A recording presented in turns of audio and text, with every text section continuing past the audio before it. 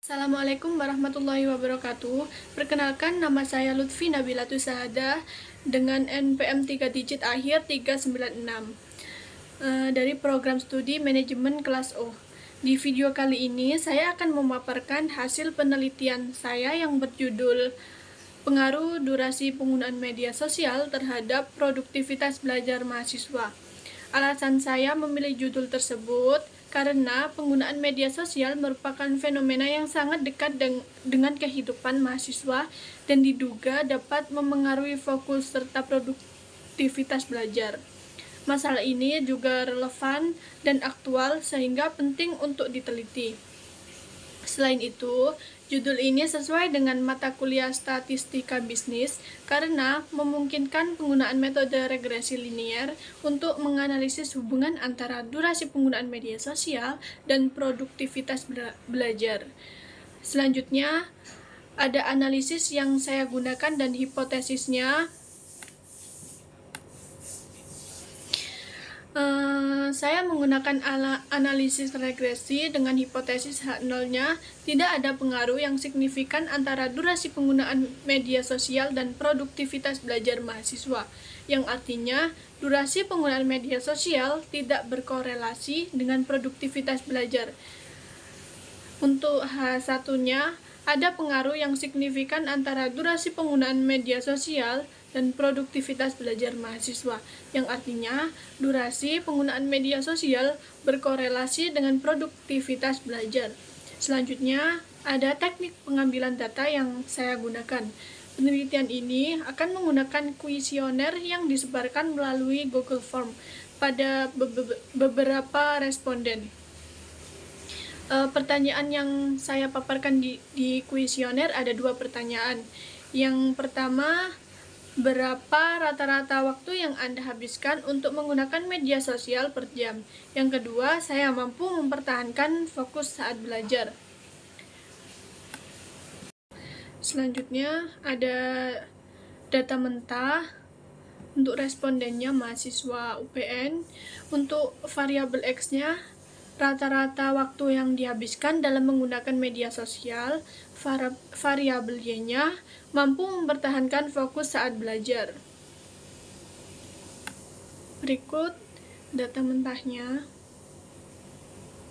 Selanjutnya ada hasil pengelolaan data. Untuk hasil pengelolaan data ini, saya menggunakan rumus dari Excel.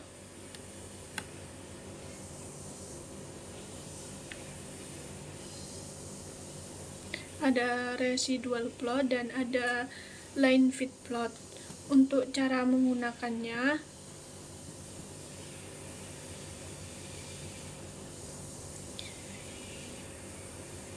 kita salin data mentahnya terlebih dahulu.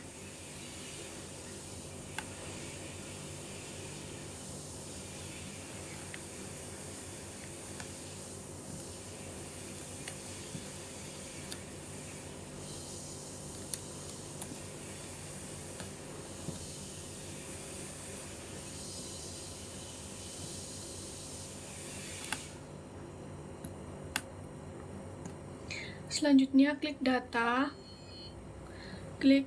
analisis, cari regression.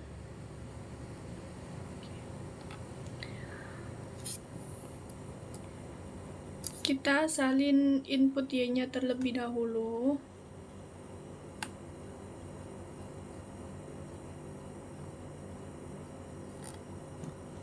Selanjutnya input X-nya.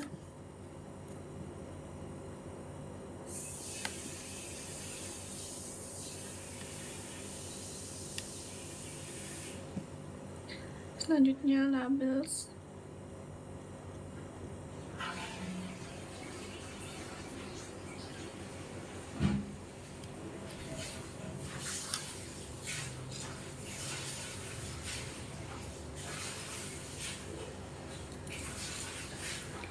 Ini untuk hasilnya.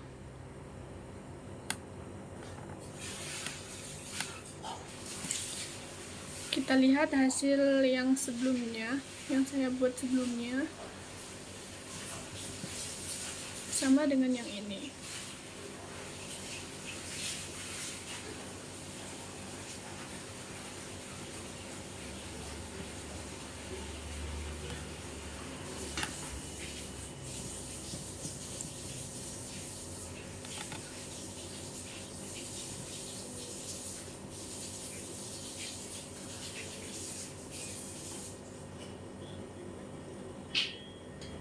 Selanjutnya ada hasil interpretasi data.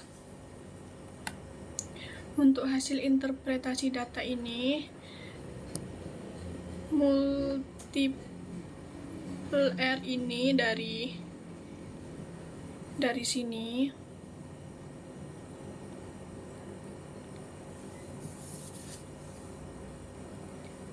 Yang artinya ini adalah korelasi antara X dan Y, nilainya sangat kecil mendekati 0.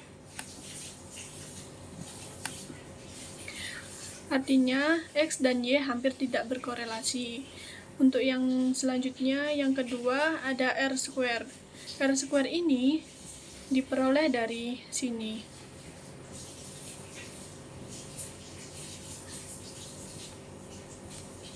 Yang artinya ini menunjukkan berapa persen variabel X menjelaskan perubahan pada Y. Nilainya 0,0015 sama dengan 0,145%. Artinya X hanya menjelaskan 0,15% variasi Y, hampir tidak berpengaruh.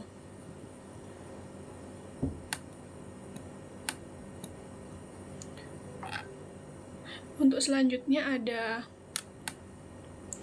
ada adjusted R-square. Ini diperoleh dari sini.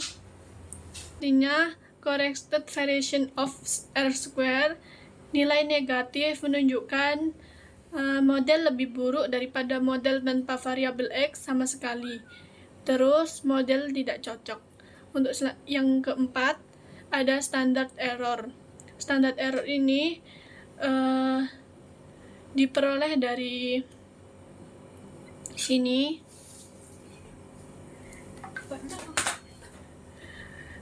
Ini artinya menunjukkan seberapa besar kesalahan prediksi dari model. Nilainya cukup besar dibanding rentang nilai Y 1 sampai 5, yang artinya prediksi model kurang akurat. Untuk yang kelima, ada jumlah responden data 36 orang atau 37 orang. Selanjutnya ada ANOVA. ANOVA ini dari sini.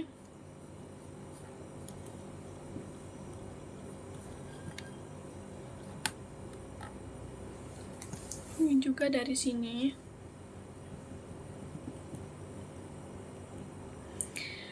Yang pertama ada model regresi tidak signifikan. Signifikansi F 0,8255. Artinya model tidak mampu menjelaskan hubungan antara X dan Y. Selanjutnya ada variabel X tidak berpengaruh signifikan terhadap Y. Koefisiennya X 0,0196, p-value 0,8255, yang artinya tidak ada pengaruh yang berarti dari durasi penggunaan media sosial terhadap produktivitas belajar. Selanjutnya yang ketiga ada intercept, yang hasilnya 3589. Saat X 0, nilai produktivitas belajar diperkirakan sekitar 3,59. Yang keempat ada confidence interval coefficient X mencakup 0, yang menunjukkan hubungan X dan Y tidak pasti. Kesimpulan akhirnya, tidak terdapat pengaruh yang signifikan antara durasi penggunaan media sosial dan terhadap produktivitas belajar. Model regresi secara keseluruhan juga tidak signifikan. Untuk selanjutnya ada grafik residual plot. Yang pertama ada titik tersebar secara acak. Tidak ada pola seperti garis naik atau turun untuk bentuk lengkung, yang artinya model titik melanggar asumsi linearitas dan residual tidak menunjukkan pola yang salah. Tetapi ini modelnya kurang bagus, hanya menunjukkan bahwa kesalahan bersifat acak. Yang kedua, sebaran residual cukup luas. Artinya Prediksi model cukup jauh meleset dari nilai asli. Banyak nilai Y yang tidak sesuai dengan hasil prediksi regresi. Ini menunjukkan akurasi model rendah. Yang ketiga, tidak ada indikasi hubungan antara X dan residual. Biasanya, jika ada hubungan kuat, residu membentuk pola tertentu. Pada grafik, tidak ada pola, garis residual cenderung datar dan acak. Ini mendukung bahwa hubungan antara X dan Y sangat lemah. Untuk selanjutnya, yang keempat, ada residual bertebaran rata untuk semua nilai X. Nilai X dari 2 sampai 13 tidak menunjukkan perubahan pola residual. Artinya, penggunaan media sosial, baik sedikit maupun banyak, tidak memengaruhi fokus secara konsisten. Ini sejalan dengan hasil regresi yang menunjukkan tidak adanya hubungan signifikan. Kesimpulan utama dari residual plot ini menunjukkan bahwa kesalahan prediksi model tersebar acak, tidak ada pola khusus, tetapi prediksi model tidak akurat atau residual besar, sehingga model regresi tidak mampu menjelaskan hubungan antara penggunaan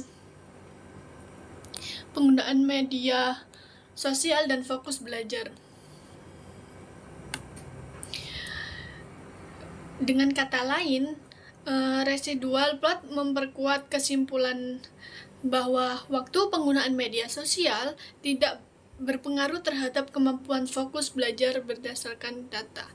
Selanjutnya ada grafik line fit plot. Yang pertama ada series atau titik biru.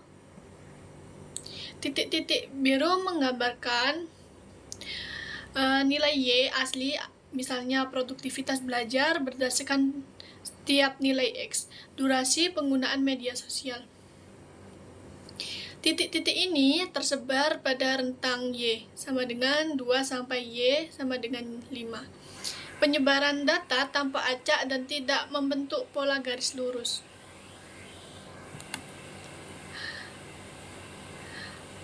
Yang kedua ada prediktal titik oranye, hasil prediksi model. Titik-titik oranye adalah nilai Y yang diprediksi oleh model regresi. Garis prediksi hampir datar dan berada di sekitar nilai 3, 5, sampai 3,7.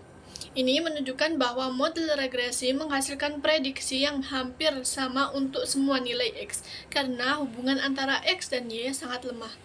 Yang ketiga ada pola umum grafik. Data asli yang berwarna biru menyebar secara acak di atas bawah prediksi. Prediksi yang berwarna oranye tampak hampir sebuah garis lurus datar, tidak mengikuti penyebaran data biru. Hal ini menguatkan hasil regresi sebelumnya bahwa tidak ada pengaruh signifikan dari X terhadap Y. Model tidak mampu menangkap pola hubungan antara kedua variabel. Kesimpulan dari grafik tersebut, titik biru atau data asli menyebar acak, tidak ada pola hubungan. Untuk titik oranye, prediksi datar, model regresi lemah dan tidak signifikan.